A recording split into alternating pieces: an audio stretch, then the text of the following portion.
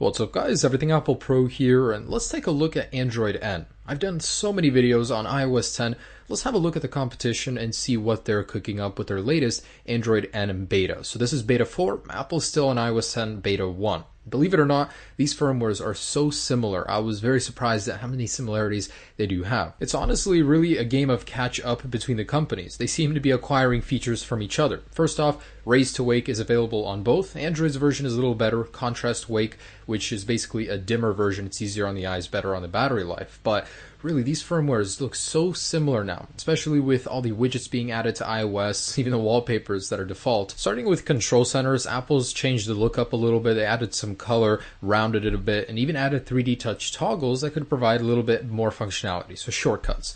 Now, on Android's version, it's very, very sleek. You could expand it, of course, if you need more functionality, but there are shortcuts as well. Not 3D touch, but if you hold on an icon, it'll take you directly to the panel that correlates with that setting. And there is now a toggle for the flashlight, so that's great. I mean, the control centers are pretty dang similar, not too far apart. Android's is a little bit more customizable. There are pages too, very similar stuff. So taking a look at the notifications, they've both been reimagined. On iOS, you have a full interface that you can sit in and reply and stay in it until you choose to leave. On Android, when you reply, it quickly collapses and closes, which kind of sucks, but I love Apple's take on this. It's really great. But Android certainly has caught up and now does have a quick reply feature, just like it was available in iOS for a few generations already. And a new feature on Android N, just hold on a notification and you get these options to go ahead and silence your notifications. Google is actually taking on iMessage and FaceTime with their new Google Allo and Duo project. So not immediately available, not restricted to Android N,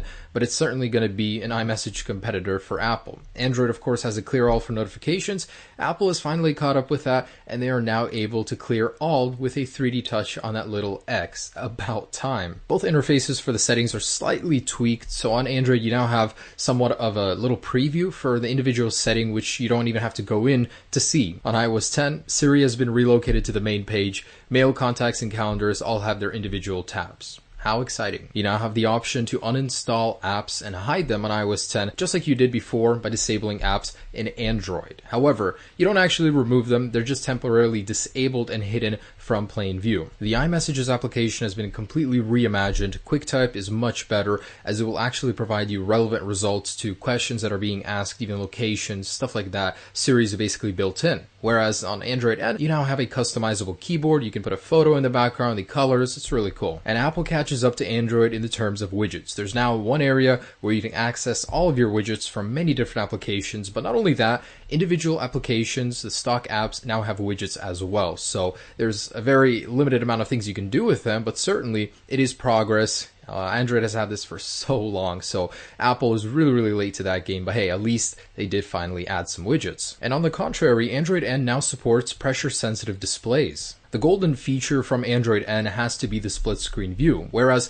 it was only available on select devices before. Now any Android N device can enjoy this awesome feature. So multitasking is now a breeze. You can run applications side by side. Now not all apps have to be optimized for it. They certainly will run better, but any application can be run like that, and that is what's super cool about it. This is one area I know Apple is holding back on. I really don't know why. It's ridiculous that we don't have this, but Android N just has a huge advantage with this split screen view. Also really cool is the ability to quickly jump into the app that you were last using with a double tap on the multitasking button. And Android N finally supports the ability to clear all in the task manager. Previously it was something that was only found on select devices. Apple, of course, you got to slide and do it all yourself, but Apple tells you it doesn't really matter in the end. Next up, Maps. It's received a huge update. It's a lot prettier. It's certainly a lot easier to read when using it. I've been using it for a little while. It pans and zooms, and it's a lot friendlier on the eyes for sure. The interface is easier to use. The search function is down on the bottom now, so certainly an overhaul, but is it at Google Maps level? Certainly not. It shows traffic now, can reroute you, but Google's been doing this for years already. There's a new battery saving feature in Android N, Doze to Go, that cuts off all activities while you're moving, while your phone isn't being used, so no background processes. Also, there's a new Vulkan API for the graphics and a new compiler for apps that'll download them faster and install them faster. And I really can't say that Apple has made any improvements to battery or performance, not at all actually.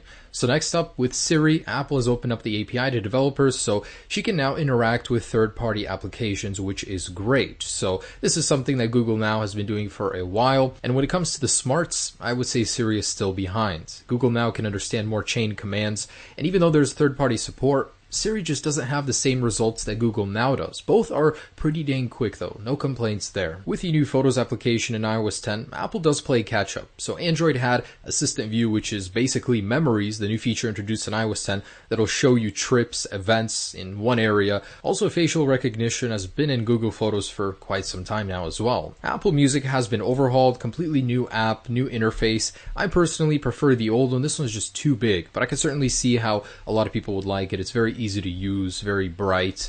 Google's version is very good as well. Really no complaints on either one. They're both good. So that's a pretty sweet Android N update, right? The only thing that sucks is that select, small, few amount of devices will actually get to run it. So iOS 9 is being run on 84% of devices right now. Android 6 is only being run on 10% since release. That is absolutely crazy. And I was very disappointed to learn that Android really didn't do anything new to fix that problem that's been around forever. And guys, there it is. So I do hope you enjoyed this video. Go easy on me. I mean, I haven't been using Android for very long, but I wanted to give you a quick summary of how these new betas compare. So these updates aren't anything monumental. They don't break too much new ground, but there are certainly some things I do love about each. With Android N, the multitasking, with iOS, the new control center, the widgets view, and all the new toggles. It's awesome, guys. Thanks so much for watching. Whatever it is your choice, they're both good updates. Peace.